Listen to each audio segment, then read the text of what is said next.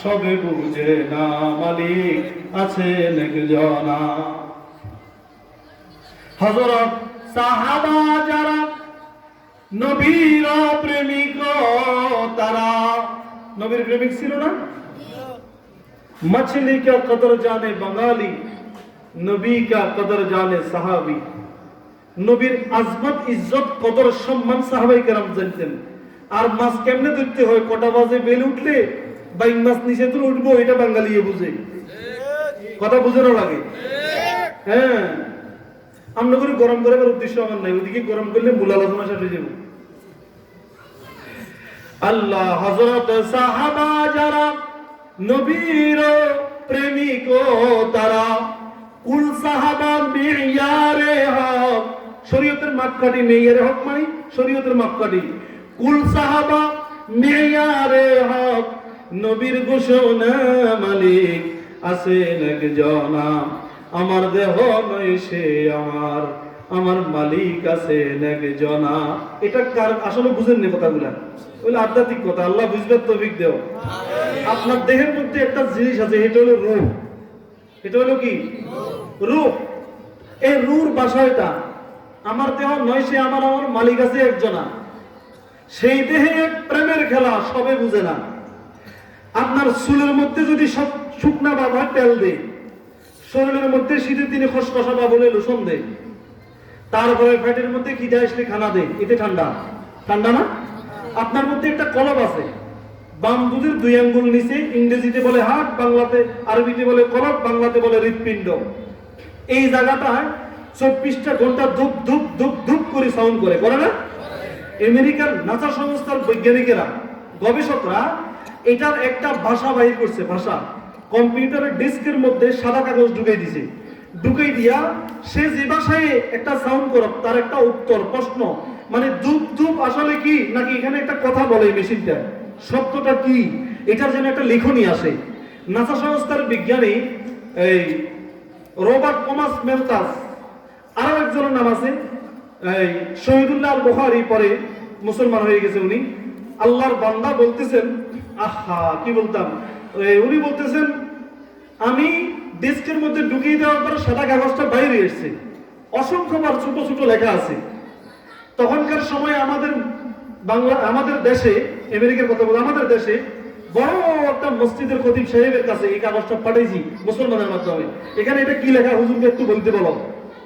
তো উনি এটা বাংলাতে অনুবাদ করে দিছে, সাথে সাথে উনি কালিমা পড়ে মুসলমান হয়ে গেছে। কি অনুবাদ? কই কম্পিউটারের ডিস্কের মধ্যে যখন সাদা পেপারটা ঢুকে দিছে, সেখানে আসছে অসংখ্যবার এই হাড়ের মধ্যে ধুপ ধুপ ধুপ করে একটা শব্দ হয় না? কয়টা ধুপ ধুপ নয়, যার মেশিন তার গুণ গায়, যার নুন খায় তার গুণ গায়। আমার মালিক এই দেহের মধ্যে রূহ ঢুকে দিছে, ওই রূহটাই মালিকের দেখতে আছে আল্লাহ আল্লাহ আল্লাহ আল্লাহ আল্লাহ আল্লাহ, আর কিচ্ছু নয়। কম্পিউটারের ডিস্কের মধ্যে যখন সাদা পেপারটা দিল, পেপারটা বাইরে আসলো, সেখানে বাঁকা বাঁকা লেখা। আমেরিকার বিজ্ঞানীরা বুঝে না। মসজিদের খতিব সাহেব সেই পত্রিকার সেই পেপারের ভাষাটাকে তার ভাষায়, ইংরেজি ভাষায় পরিষ্কার করে বুঝিয়ে দিল, এটা আল্লাহ পাকের নাম এখানে জপছে, কার নাম নয়। তোমরা লিখছো না, আমরা লিখি না, এটা ব্যাখ্যা করে বলবো হুজুর। পরে হুজুরের কাছে খবর আসছে, এই মানুষের হাড়ের মধ্যে যে একটা শব্দ হয়, ধুপ ধুপ শোনা যায়, মূলত ধুপ ধুপ নয়, এটা আল্লাহু আল্লাহ আল্লাহু আল্লাহ। ওয়াল্লাযীনা আমানু ওয়াশাদ্দু হুব্বান লিল্লাহ। আরে মিয়া, মোহাব্বত থাকলে এটা বুঝে আইবো, মোহাব্বত না থাকলে বুঝে আসবো নি। আনিসে খালওয়াতে সব জিন্দাদারা, আনিসে খালওয়াতে সব জিন্দাদারা, রফিকে রোজে দর মেহনত গুজারা, লা ইলাহা ইল্লাল্লাহ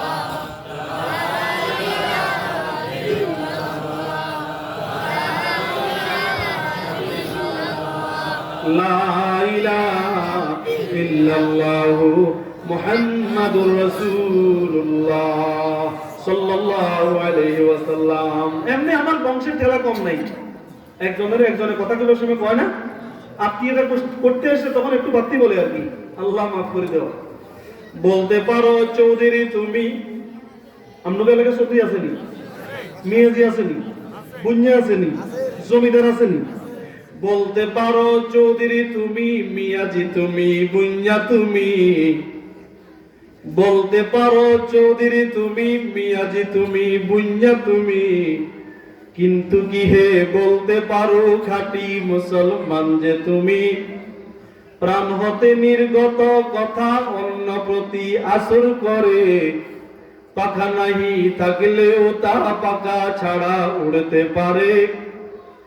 আল মদিনার রওজা হতে শুনবে কাঁদন দিনে রাতে, উম্মত আমার রাস্তা ছেড়ে হচ্ছে না ফরমান। বাংলাদেশের মুসলমান গেল রে কোরআনের মান, তাওহীদের ওই ঝান্ডা নিয়ে হরে আগুয়ান।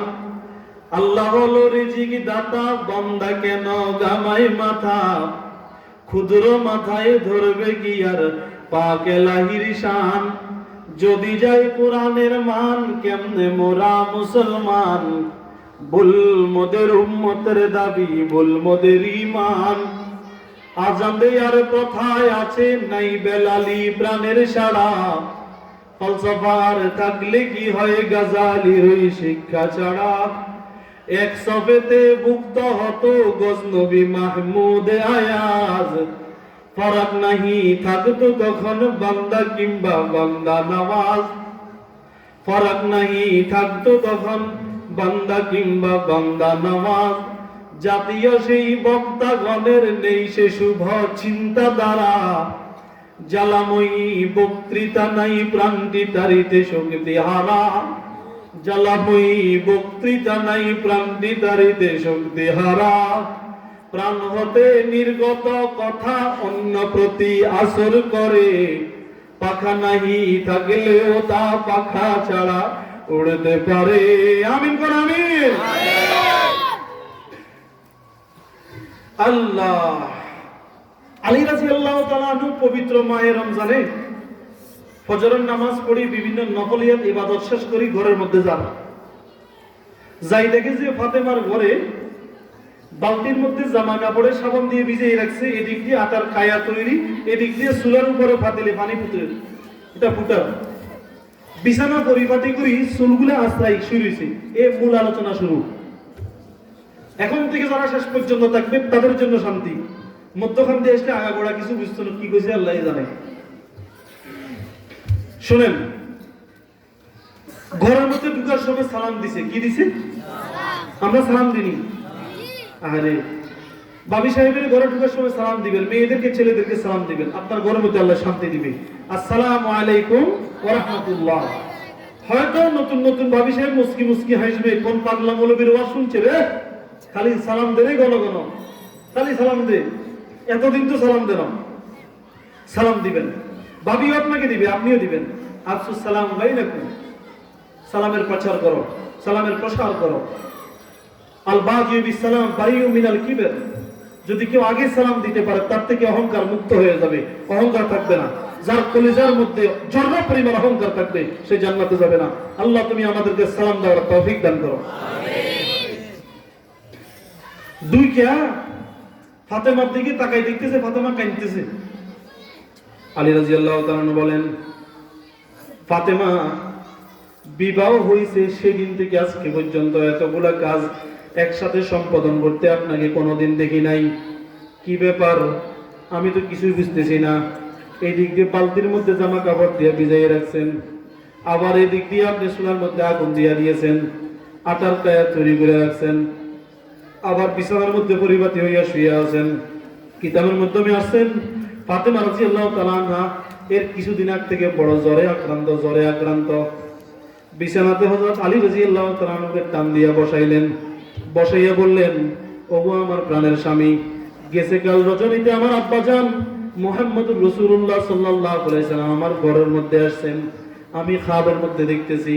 কিতাবের মাধ্যমে আসছে, যে ব্যক্তি আল্লাহর নবীকে খাবের মধ্যে দেখছে, যে কোনো মানুষ নিঃসন্দেহে আল্লাহর নবীকে দেখছে, শয়তান কোনোদিন আল্লাহর নবীর সুরত ধারণ করতে পারে না।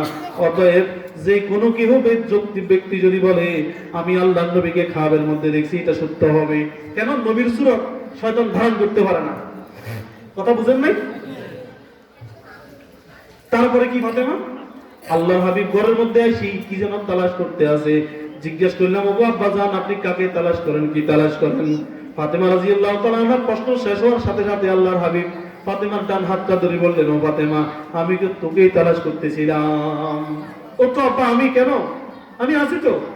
ও ফাতেমা শোন শোন, আজকে রাত্রে রমজানের মধ্যে বলতেছি, আজকে রাত্রে সেহরি খাইবি তোর স্বামীর সাথে একই দস্তরখানে বসি, আগামীকাল ইফতার করবি তোর বাবা মুহাম্মদ সাল্লাল্লাহু আলাইহি সাল্লামের সাথে।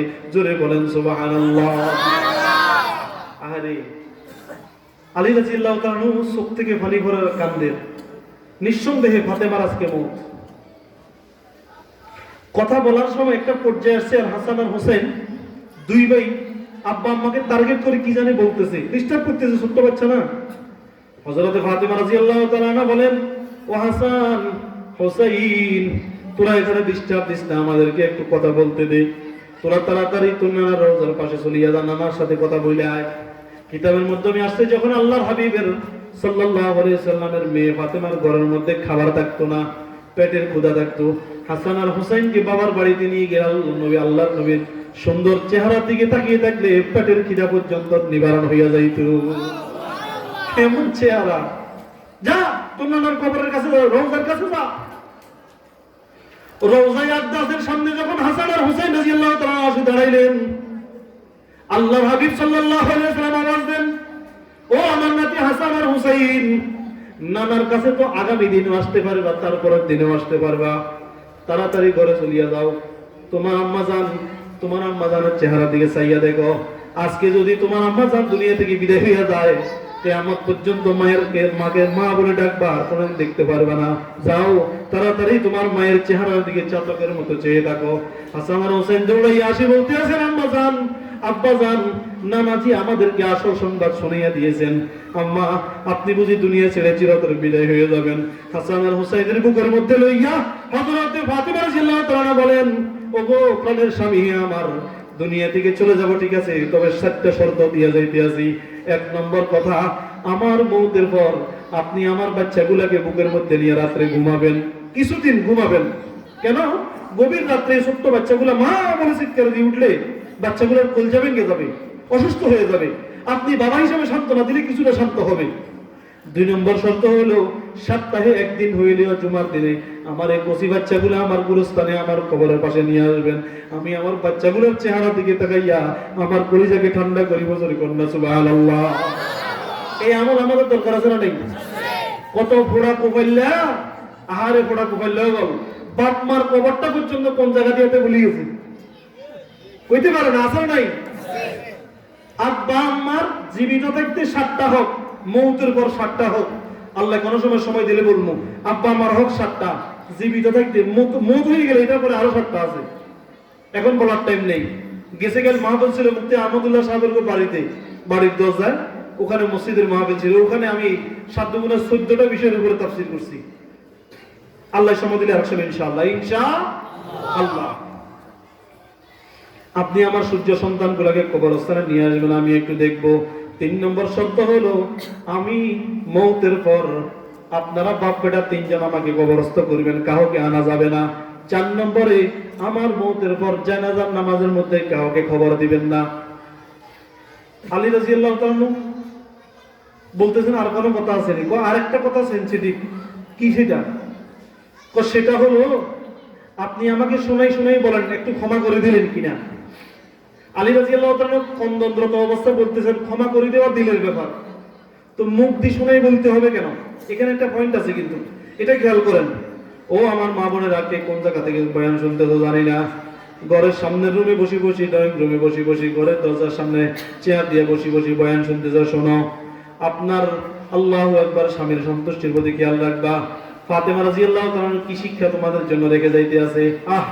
ফাতেমা রাদিয়াল্লাহু তাআলা বলেন, আমার আব্বা জান যদি কিয়ামতের ময়দানে উঠে আমাকে নিয়া, আপনার মনে কষ্ট দিয়া যদি হাসরের ময়দানে উঠি, সমস্ত মানুষগুলো হাসবে আর বলবে, ফাতেমা স্বামীর মনে দুঃখ দিয়ে দুনিয়া থেকে চলে আসছে, এখন ফাতেমার কি অবস্থা তোমরা দেখো। অথচ ক্বালা রাসূলুল্লাহ সাল্লাল্লাহু আলাইহি ওয়াসাল্লাম, খায়রুকুম লিআহলি, যে ঘরের মধ্যে স্বামী আর স্ত্রী একজন আরেকজনকে ভালো বলে, যে স্ত্রী বলে আমার স্বামী ভালো, যে স্বামী বলে আমার স্ত্রী ভালো, এরা হইল সবচাইতে ভালো। জোরে কন্যা সুবহানাল্লাহ।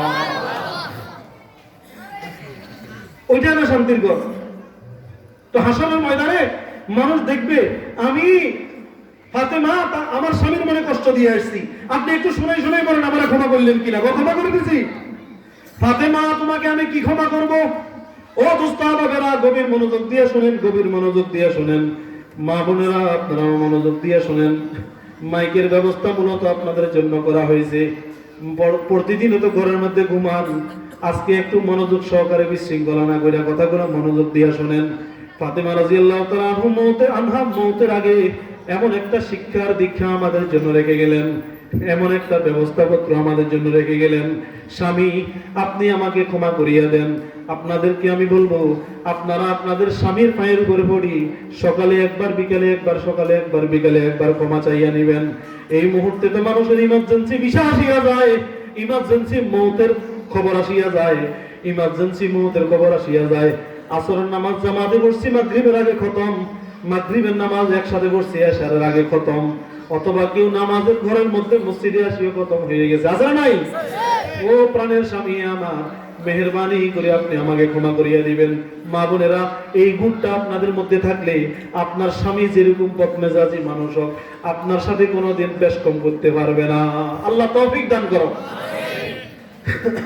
2 নম্বরে, কবরস্থানে যাইয়া বাচ্চাগুলা নিয়ে যাবেন, নাতি ভাতি ছোট কোনো এগুলো নিয়ে যাবে। চলো, তোমার দাদুর কবর এটা, আমার বাবার কবর এটা, আমার মায়ের কবর এটা।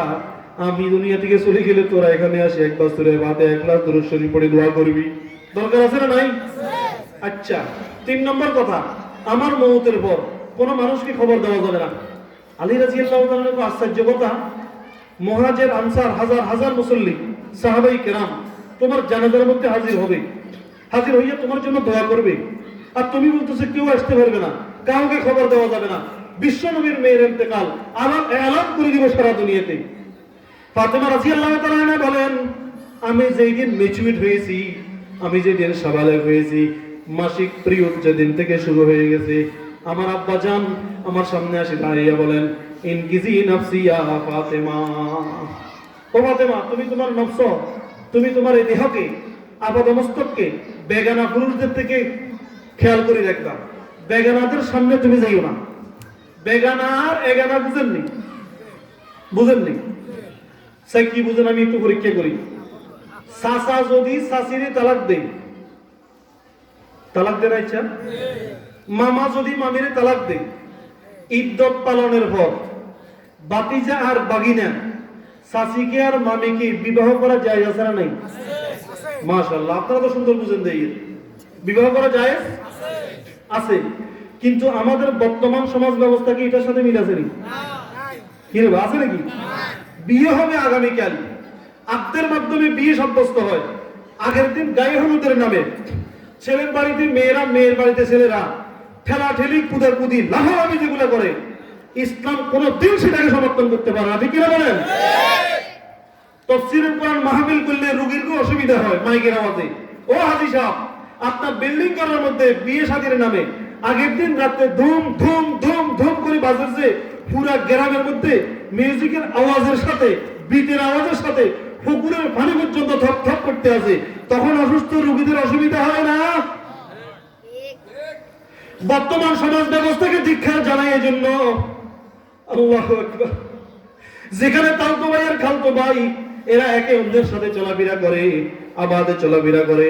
ওলামায়ে কেরাম একটু কথা বললে ইংরেজিতে বলে আমরা ডোন্ট মাইন্ড ফ্যামিলির সন্তান, ডোন্ট মাইন্ড ফ্যামিলির। আসলে শয়তানিয়ারি, আসলে হাতের মনের মধ্যে কি তলে তলে রিকশা চালাবো, উপরে কেউ জানতো না। সিস্টেম বুঝেন না আপনারা? জি, কয় ভয় করে কয়তো স্যার হুজুর আমি গোস্ত দিচ্ছে বেটা, হুজুরের ভাত খালি দেখা হয় না, হাকিকতে হুজুরের হাতের থেকে গোস্ত আনো আছে। এতে কি বুঝাইল?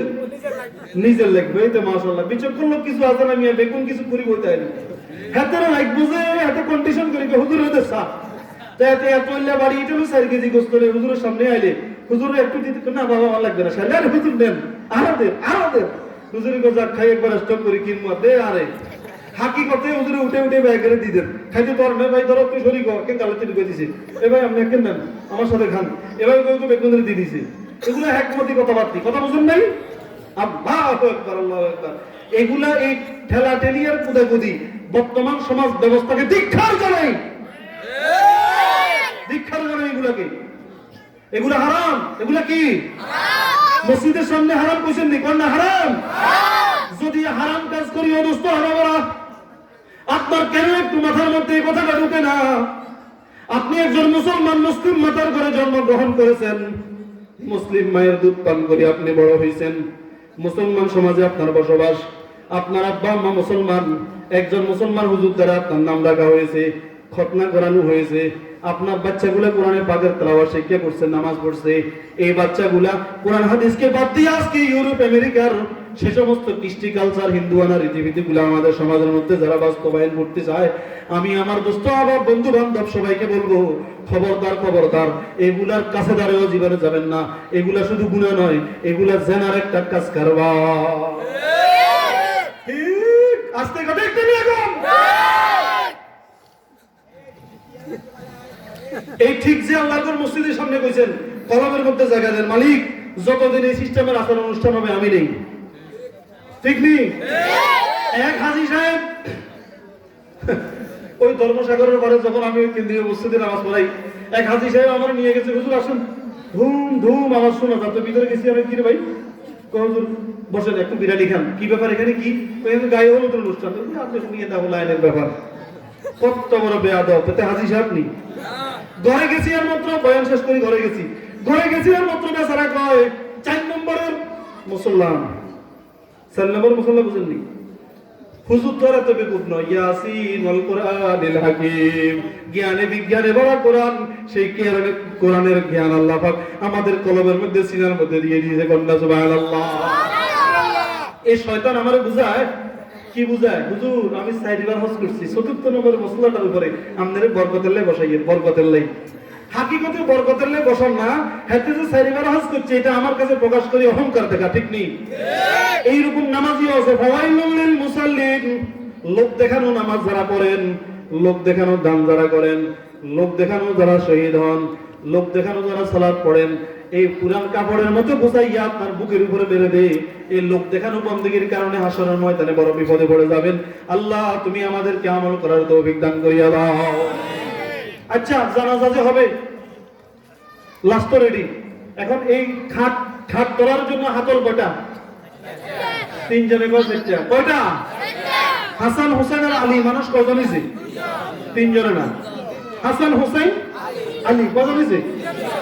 বাপ বেটা 3 জন। আরেকজন কই?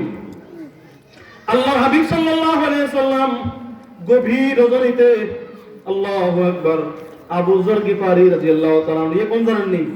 দুনিয়া বেমুখ দরবেশ সাহেবের বয়োজ্যেষ্ঠ একজন বুজুর্গ সাহাবী। দুনিয়া বেমুখ বয়োজ্যেষ্ঠ বুজুর্গ টাইপের দরবেশ টাইপের একজন সাহাবী। দুনিয়ার লোকে তেমন সম্পর্ক নাই। আল্লাহর হাবিব খাওয়ার মাধ্যমে আবু যর গিফারি বলে, আবু যর গিফারি, আমার মেয়েটাকে লাশ দফন করি, কবরস্থ করার জন্য লোকের অভাব পড়ে গেছে, তুই একটু দূরেই আমার মেয়েটাকে দফন করিয়া দে। আল্লাহর হাবিব সাল্লাল্লাহু আলাইহি ওয়াসাল্লামের নির্দেশে গভীর রজনীতে আবু যর গিফারি, আমার বয়ান শেষ, আবু যর গিফারি তাকে কবরস্থ করার পর উপরে মাটি দিয়েছেন। মাটি দেওয়ার পর কবরের মাটির কুলের উপরে এরকম হাত দিয়া মুঠের মধ্যে নিয়েছে, নিয়া বলে, ও কবর, তোর মধ্যে আমানত রাখলাম বিশ্ব নবীর মেয়ে ফাতেমাকে, তোর মধ্যে আমানত রাখলাম আলা মদিনাতুল ইলমি আলাইকুম বাবুহা, ওই সেই আলীর বিবিকে, তোর মধ্যে আমানত রাখলাম জান্নাতের সরদারিনী ফাতেমাকে, তোর মধ্যে আমানত রাখলাম হাসান হুসাইনের মাকে।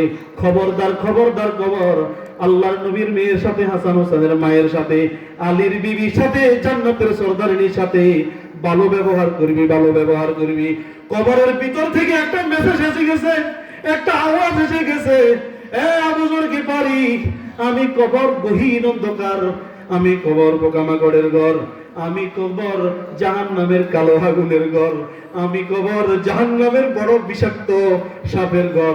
এই কবরের মধ্যে আমল যদি ভালো না করতে পারে, ভালো আমল নিয়ে যদি না আসতে পারে, এই কবরের মধ্যে কোন ব্যক্তির শান্তি হতে পারে না, কোন ব্যক্তির এই জায়গার মধ্যে আরাম হইতে পারে না। আর যদি কোন ব্যক্তি নেক আমল নিয়া এই ওয়াজ মাহফিলকে সাহায্য করিয়া, মাদ্রাসা মসজিদকে উপকৃত করিয়া, আলেম ওলামাদের খেদমত করিয়া, মাদ্রাসা মসজিদের খেদমত করিয়া কোন ব্যক্তি যদি মওত হইয়া যায়, এই নেক আমল নিয়ে কবরের মধ্যে যখন আসে, দুই দৃষ্টিতে যতটুকু দেখা যায়, এখান থেকে খালি মাঠে তাকাইলে আপনি 1.5-2 কিলোমিটার দেখবেন, ওখান থেকে আবার তাকাইলে 1.5-2 কিলোমিটার দেখবেন। যতটুকু দুই পথের দৃষ্টি, চতুর্দিকে আল্লাহ পাক রব্বুল আলামিন খুলিয়া দিবে, ওই বান্দা ওই কবরের মধ্যে ঘুমাইয়া থাকবে, ঘুমাই হাসরের ময়দানে উঠি করবো, কিরে আমার ডিস্টার্ব দিছি কেন, আমি তো মাত্র কাঁচা ঘুম গেলাম।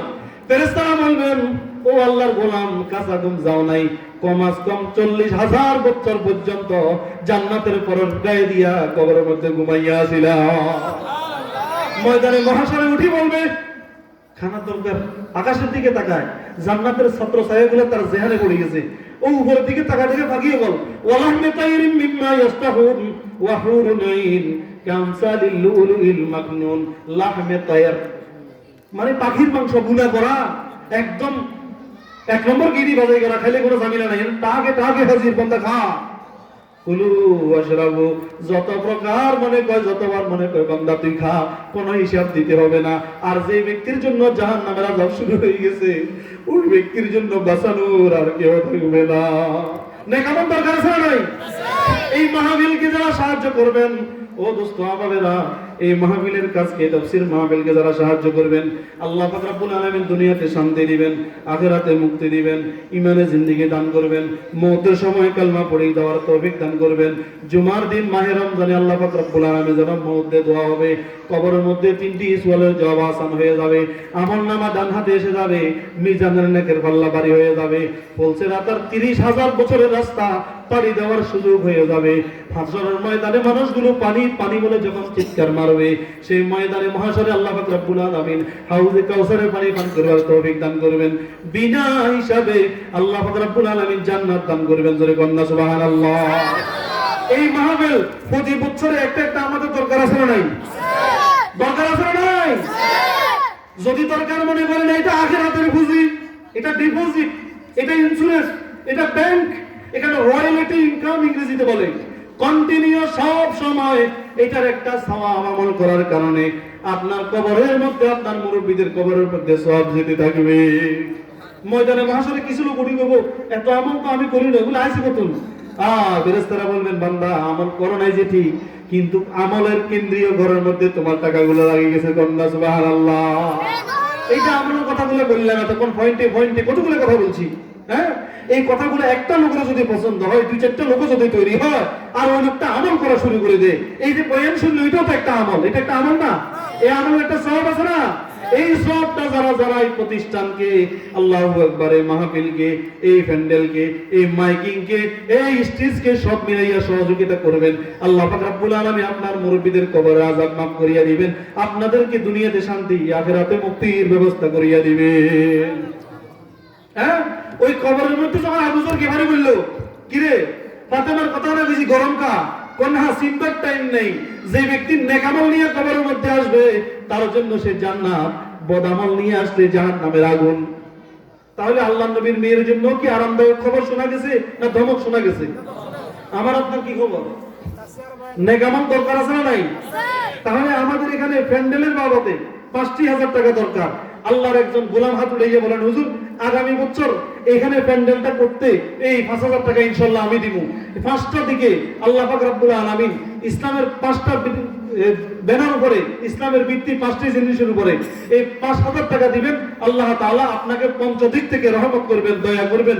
এবং ওই যে কবর ফাতেমার কথা বললাম, পুরো ঘটনা শেষ মাথা, ওই কবরের মধ্যে ফাতেমাকে রাখার পর যে জবাবটা আসছে, ইনশাআল্লাহ এই জবাব আসবে না, আল্লাহ তাআলা জান্নাতের শুভ সংবাদ পৌঁছে দিবেন। আল্লাহর একজন স্বেচ্ছা গোলাম হাত উঠিয়ে বলেন, হুজুর আগামী বছর এই তাফসীর মাহফিলের যে খরচাটা এখানে প্যান্ডেলের 5,000 টাকা ইনশাআল্লাহ আমি দিব। একজন আল্লাহর বান্দা বলেন যে কি আছি? একজন আল্লাহর বান্দা বলেন হাত উঠাই যে হুজুর ইনশাআল্লাহ আমি দেব। আলহামদুলিল্লাহ। আপনার নাম কি?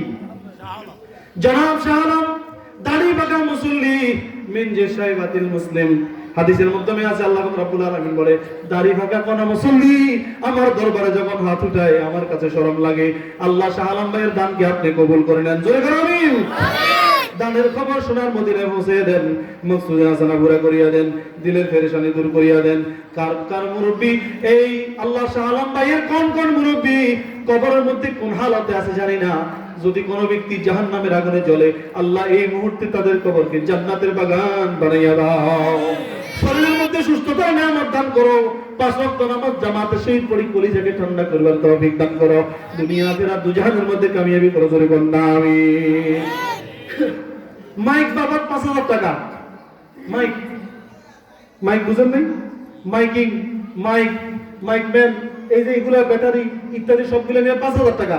আল্লাহর আরেকজন বান্দা হাত জাগাইয়ে বলেন, হুজুর আল্লাহর কাছে দোয়া করে দেন, আল্লাহ যেন ওই মৌতান ফাতেমার মতো করে, আল্লাহ যেন মৌতের সময় কালমাটা নসিব করে, আল্লাহ যেন পারিবারিক জীবনে, ব্যক্তিগত জীবনে, সামাজিক জীবনে সম্মান এবং ইজ্জত করার জীবন দান করে, আল্লাহ যেন বড় বড় কঠিন পরীক্ষা দিয়ে কোটি কোটি টাকা, হাজার হাজার টাকা মানুষের পকেট থেকে বাইরে হয়ে যায়, এরকম বিপদগ্রস্ত আল্লাহ না করে সহজ করে দেয়। এরকম আল্লাহ পাকের একজন বান্দা 5000 টাকা দিবেন। বলেন কে আছি? একজন আরেকজন বান্দা চাই 5000 টাকা। মাইকের বাবদে 5000 টাকা। এই যে আওয়াজগুলো মা বোনদের কানে পৌঁছতেছে, এই আওয়াজগুলো বহু দূর দূরান্তে যায়, বুঝে এখন নীরব থাক, চতুর্দিকে বহু দূরে মাইকের আওয়াজ শোনা যেতে আছে। মানুষ মনোযোগ দিয়ে কান দিয়ে কথাগুলো শুনতে আছে। একটা দুইটা লোক না, শত শত মানুষ হেদায়েতের লাইনে আসবে ইনশাআল্লাহ। যতজন মানুষের কলব পরিবর্তন হয়ে যাবে, আমল করতে করতে যত সওয়াব পাবে, আল্লাহ তাআলা এই মাইকের আওয়াজটা ওখানে পৌঁছে দেওয়ার কারণে আপনাকে আল্লাহ তাআলা জান্নাতের সেই সুসংবাদ দান করবেন। আরেকজন আল্লাহর বান্দা চাই 5000 টাকা। কে আছি বাবা? বলেন বলেন বাবা 5000 টাকা। জি 5000 টাকা। আল্লাহর আরেকজন বান্দা চাই বাবা। কে আছি? এই এলাকার মানুষ এতটা গরিব না, তাওফিক কিন্তু আছে। হাসরের ময়দানে যেন বেইজ্জতি হতে না হয়, ধনের জন্য, টাকার জন্য, পয়সার জন্য অনেক সময় অসম্মানী হতে হয়। এটা দুনিয়ার সৌন্দর্য। আল মাল ওয়াল বানুন জিনাতুল হায়াতুদ দুনিয়া। ছেলে এবং মাল এগুলো দুনিয়ার একটা সৌন্দর্য না। তো আল্লাহ দান করছে, আল্লাহ রাস্তায় দেন। হাসরের ময়দানে কিছু মানুষ আল্লাহকে বলবেন, মালিক বুঝতে পারিনি, ভুল হয়ে গেছে, এখন আমাকে দুনিয়াতে পাঠান। আল্লাহ বলবেন, ইজা শামসু কুবিরাত ওয়া ইজা নুজুমুন কাদারাত। দুনিয়া কই ভাবিরে ওয়ানুফিকা ফিস-সূরি ফাইজা হুম মিনাল আজদাসি ইলা রাব্বিহিম ইয়ানসিলুন। হ্যাঁ, দুনিয়া আছে নি, কিয়ামতের আওয়াজের লগে খবর তুই মানুষ বেগুন উঠি আল্লাহর দিকে দৌড়তেছে। দুনিয়া কই ভাবি? কিয়ামতের মাঠ এখন শুরু হয়ে গেছে, হিসাব নিকাশ দুনিয়া কই। চন্দ্র সূর্য ভেঙে গেছে, সাগরের তলায় আগুন ধরে গেছে, পাহাড় গুলো তুলার মতো উঠতে আছে, মায়ের পেটের মধ্যে সন্তান প্রসব করে দিছে, মা বাবার পরিচয় দিতে কেউ সক্ষম নয়, বিভীষিকাময় কন্ডিশন শুরু হয়ে গেছে। এখন আবার দুনিয়া কোথায়? ইজার শামসু কুবিরাত ওয়া ইজার নুজুমুন কাদারাত ওয়া ইজাল ইশারু মুতিলাত। আল্লাহ পাক সবগুলো শেষ করে দিয়েছেন, কিছুই তো দুনিয়া আর বলে নেই। দুনিয়া বলে কোনো চিহ্ন তো নাই। কিয়ামতের মাঠ এখন শুরু হয়ে গেছে, কোথায় দুনিয়া? তখন বলবে, আফসোস আফসোস, দুনিয়াতে পয়সা কড়ি টাকা আমার কম ছিল না, 5000 টাকা যদি আল্লাহর কুদরতি ব্যাংকের মধ্যে জমা করতাম। আর এটার কারণে এই মাইকের আওয়াজ, সুললিত কণ্ঠের আওয়াজগুলা, মানুষের সৌন্দর্য আওয়াজগুলা, নরমাল সাউন্ডগুলা সুন্দর করে মাইকে ছাড়তেছে, অন্য মানুষের কানের মধ্যে পৌঁছতেছে। একটা সুযোগ করে দিয়েছেন, এই সুযোগের কারণে আল্লাহ আপনার কবরে জান্নাত দিবেন, হাসরের ময়দানে ইজ্জত দান করবেন। আল্লাহর আরেকজন পাগল পারা বান্দা বলেন, হুজুর 5000 টাকা ইনশাআল্লাহ আমি দেব। আগামী বছর এই মাহফিলের মাইকের যত খরচা আসে 5000 টাকা টোটাল ইনশাআল্লাহ